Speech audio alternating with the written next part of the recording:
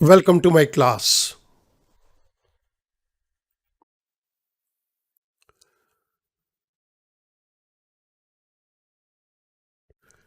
The Indian Contract Act 1872, Capacity of the Parties. इस particular video lecture के अंदर हम एक पर्टिकुलर पॉइंट को टेकअप करेंगे, persons disqualified by law. This is lecture number 41. आइएगा मूव करते हैं पर्सन्स डिस्क्वालिफाइड बाय लॉ के डिफरेंट पॉइंट्स के ऊपर. The following persons are incapable to enter into a contract. The first one is minor. Second, a person of unsound mind. The third one, disqualified persons. इस particular video lecture के अंदर हम disqualified persons की बात करेंगे. कानून ने कुछ लोगों को कॉन्ट्रैक्ट करने के अयोग्य घोषित कर दिया. Let's move on to disqualified persons. Persons disqualified by law. The first is company. Second, alien enemy. Third, foreign sovereigns. Fourth, convicts. Fifth, undischarged insolvent. Sixth, married woman. So इस पर्टिकुलर वीडियो लेक्चर के अंदर हम इन 6 व्यक्तियों की बात करेंगे. मैं इन सभी पॉइंट्स को एक एक करके टेकअप करूंगा. The first point is company. Persons disqualified under law. A company is a legal person and therefore it can enter into a contract in its own name. Company एक लीगल पर्सन है और company अपने नाम से contract कर सकती है. जब हम ये कहते हैं लीगल पर्सन है, it means the company gets the birth by complying with the legal provisions laid down under the companies act. Companies act के अंदर दिए गए प्रोविजन को फॉलो करके एक कंपनी को बनाया गया और रजिस्टर कराया गया तो कंपनी का जन्म हुआ. सो कंपनी का जन्म कानून के द्वारा दी गई प्रक्रिया को फॉलो करके बनाया गया है, इसलिए हम इसे नाम देते हैं कि ये एक लीगल पर्सन है और कंपनी अपने नाम से कॉन्ट्रैक्ट कर सकती है. However, a company is disqualified to enter into any contract which falls outside the scope of object clause of Memorandum of Association. Company के अंदर एक बहुत ही महत्वपूर्ण डॉक्यूमेंट है memorandum of association. Memorandum of association के अंदर बहुत सारी क्लॉजेस दी गई हैं, जिसके अंदर एक क्लॉज है ऑब्जेक्ट क्लॉज. इस ऑब्जेक्ट क्लॉज के अंदर ये बताया जाता है कि ये कंपनी क्या काम कर सकती है. ऑब्जेक्ट क्लॉज के अंदर जिन बातों को कहा गया है कंपनी वो सारे काम कर सकती है, लेकिन जो कॉन्ट्रैक्ट इस ऑब्जेक्ट क्लॉज के दायरे के बाहर आता है कंपनी उस कॉन्ट्रैक्ट के अंदर शामिल नहीं हो सकती, उस कॉन्ट्रैक्ट के अंदर एंटर नहीं कर सकती. सो वो सभी कॉन्ट्रैक्ट्स जो कि ऑब्जेक्ट क्लास के दायरे के अंदर आते हैं कंपनी वो कॉन्ट्रैक्ट कर सकती है, लेकिन कोई भी ऐसा काम जो कि कंपनी के ऑब्जेक्ट क्लास के दायरे के बाहर है कंपनी उन कॉन्ट्रैक्ट्स को करने के अंदर अयोग्य है, डिसक्वालिफाइड है. The second point is alien enemy. An alien is a citizen of a foreign country. एक एलियन फॉरेन कंट्री का नागरिक है, हम इसे विदेशी भी कह सकते हैं. एन एलियन में भी इधर एन एलियन फ्रेंड और एन एलियन एनिमी. वो विदेशी एलियन फ्रेंड भी हो सकता है या एलियन एनिमी भी हो सकता है. An alien friend is one whose country is at peace with India. हम एक व्यक्ति को एलियन फ्रेंड बोलेंगे जो कि एक ऐसे कंट्री का नागरिक है जो कंट्री इंडिया के साथ पीस को मेंटेन किए हुए है. He has full contractual capacity like an Indian citizen. जिस प्रकार से एक इंडियन सिटीजन इंडिया के अंदर कॉन्ट्रैक्ट कर सकता है, कोई भी एलियन फ्रेंड इंडिया के अंदर कॉन्ट्रैक्ट कर सकता है. An alien friend can contract but N alien enemy can not contract. एक विदेश में रहने वाला व्यक्ति जिसकी कंट्री इंडिया के साथ पीसफुल रिलेशन मेंटेन करती है वो विदेशी व्यक्ति इंडिया के अंदर कॉन्ट्रैक्ट कर सकता है, लेकिन एक ऐसा व्यक्ति जो कि एक ऐसी कंट्री में रहता है जो कंट्री इंडिया के साथ पीसफुल रिलेशन मेंटेन नहीं करती, जो कि एट वॉर है, इंडिया के साथ झगड़े में है, उस कंट्री का कोई भी सिटीजन इंडिया के अंदर कॉन्ट्रैक्ट नहीं कर सकता. On the declaration of war between India and alien country, he becomes an alien enemy. किसी भी कंट्री के साथ अगर इंडिया की वॉर डिक्लेयर होती है तो उस पर्टिकुलर कंट्री का वो विदेशी व्यक्ति एलियन एनिमी कहलाएगा और उसकी कॉन्ट्रेक्चुअल कैपेसिटी समाप्त हो जाएगी, वो कॉन्ट्रैक्ट करने के योग्य नहीं रहेगा। A contract with an enemy becomes unenforceable on the outbreak of war. अगर कोई विदेशी इंडिया के अंदर कॉन्ट्रैक्ट करता है, अगर उसकी कंट्री के साथ इंडिया की वॉर शुरू हो जाती है तो उस पर्टिकुलर कॉन्ट्रैक्ट को अब इंडिया की कोर्ट के अंदर लागू नहीं किया जा सकता। With regard to a contract with an alien enemy the following rules will apply. Alien enemy के साथ अगर कोई कॉन्ट्रैक्ट पहले किया हुआ था तो उसके साथ अब ये रूल्स अप्लाई होंगे। The first one is existing contract.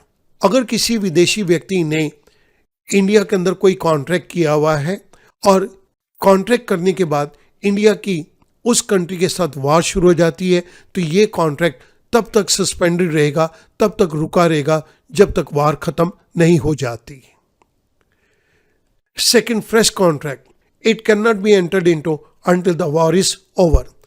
कोई भी विदेशी व्यक्ति जिसकी कंट्री के साथ इंडिया एट वॉर है, उसका नागरिक इंडिया के अंदर कोई भी कॉन्ट्रैक्ट नहीं कर सकता जब तक ये वॉर समाप्त नहीं हो जाती, तब तक कोई फ्रेश कॉन्ट्रैक्ट नहीं किया जा सकता।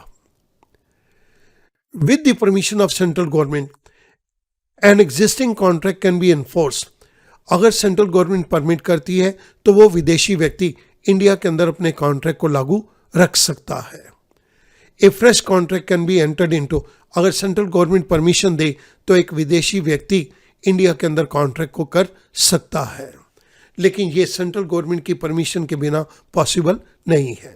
सो स्टूडेंट, हम इसको बहुत इजीली समराइज कर सकते हैं। कोई भी एग्जिस्टिंग कॉन्ट्रैक्ट है, जब तक वॉर चलेगी तब तक सस्पेंड रहेगा। कोई नया कॉन्ट्रैक्ट, कोई फॉरेनर जिसकी कंट्री के साथ इंडिया एट वॉर है, वो कोई फ्रेश कॉन्ट्रैक्ट नहीं कर सकता। अगर कोई कॉन्ट्रैक्ट पहले किया हुआ है तो सेंट्रल गवर्नमेंट की परमिशन से उसे लागू किया जा सकता है, या सेंट्रल गवर्नमेंट की परमिशन से एक फ्रेश कॉन्ट्रैक्ट को करने की परमिशन भी दी जा सकती है। The third point is foreign sovereigns and ambassadors. Foreign sovereigns, that is the head of the state, and ambassadors, that is diplomatic officials of foreign countries posted in India. Student, इस बात को बहुत ध्यान से समझेंगे। Head of the state means बाहर की countries के head. It can be prime minister, it can be president, it can be chancellors also. Second, वो सभी ambassadors जो कि इंडिया के अंदर डिफरेंट कंट्रीज की एम्बेसीज को रिप्रेजेंट करते हैं, इनको कानून ने एक बहुत ही स्पेशल पोजीशन दी है, प्रिविलेज पोजीशन दी है।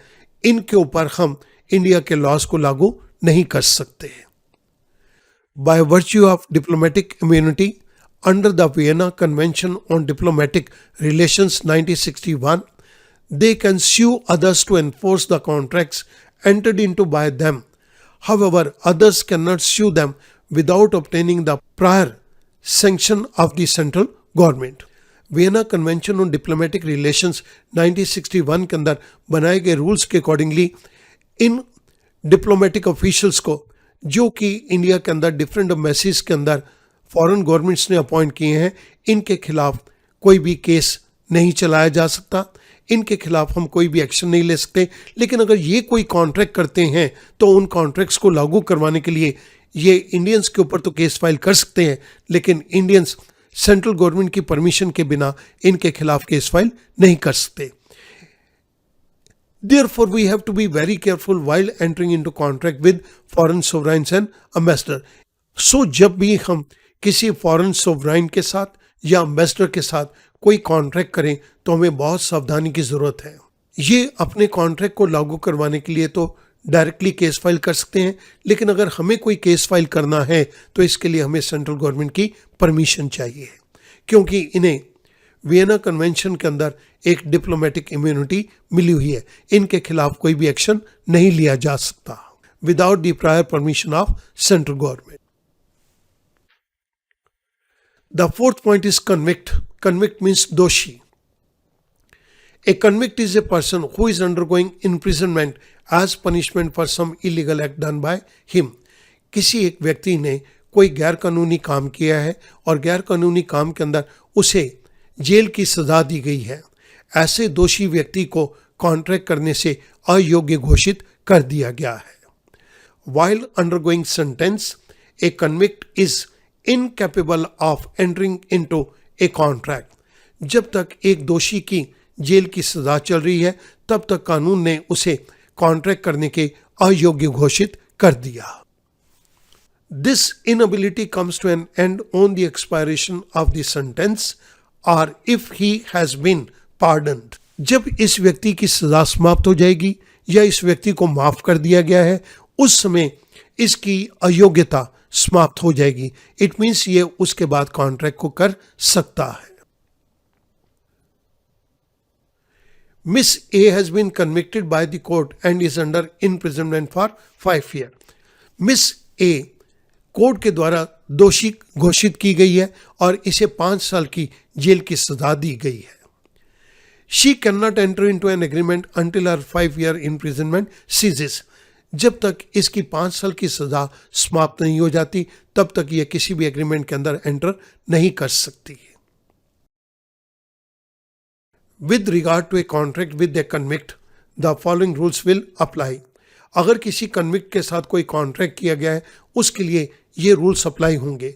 First one, existing contract is suspended until his conviction is completed. एक व्यक्ति ने कोई कॉन्ट्रैक्ट पहले से ही कर रखा है, उसके बाद ये कन्विक्ट डिक्लेयर कर दिया गया, दोषी डिक्लेयर कर दिया गया।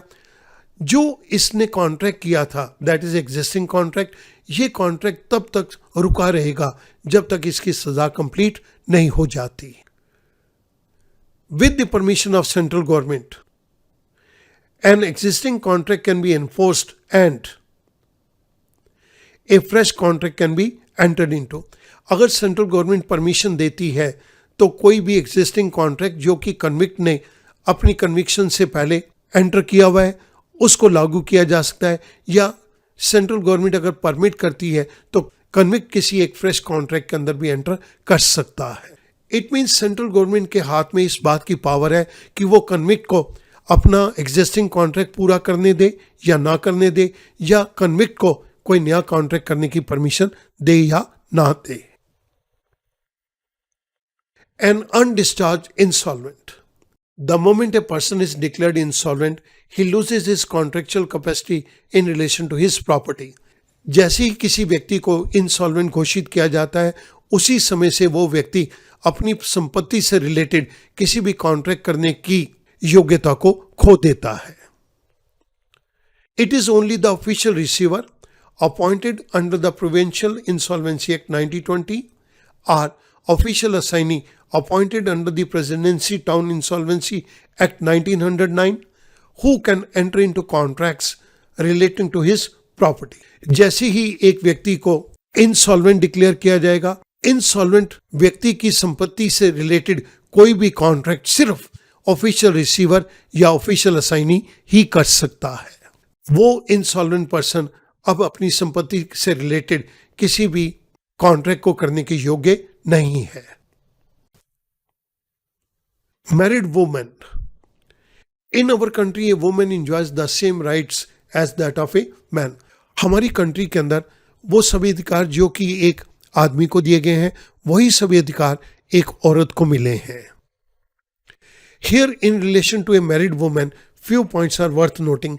जहां पर मैरिड वुमन का सवाल है वहां पर कुछ इंपॉर्टेंट बातें हैं। A point. In India, a married woman enjoys absolute powers of dealing with her own property known as स्त्री धन। इंडिया के अंदर एक मैरिड वुमन को इस बात का पूरा अधिकार दिया गया है कि वो अपनी प्रॉपर्टी जिसे वो स्त्री धन कहती है जिस तरह से मर्जी उस प्रॉपर्टी के साथ वो डील करे। इस प्रॉपर्टी के ऊपर किसी और व्यक्ति का कोई अधिकार नहीं है।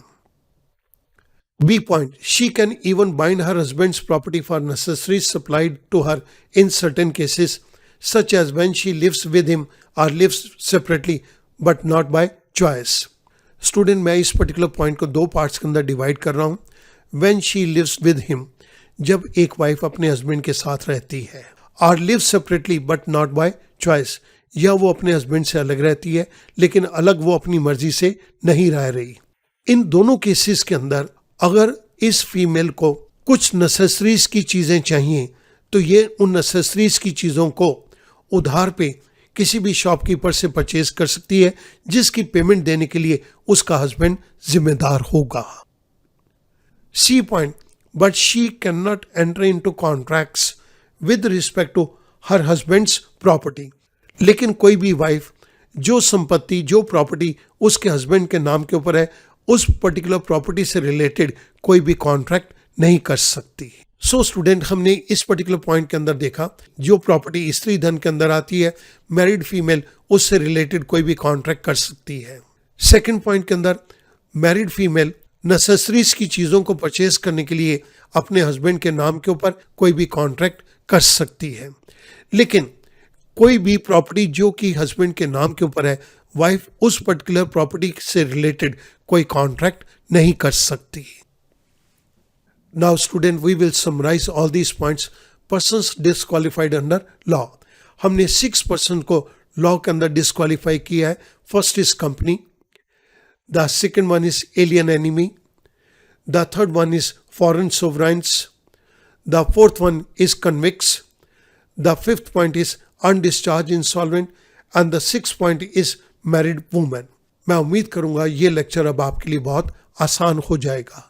Thank you very much.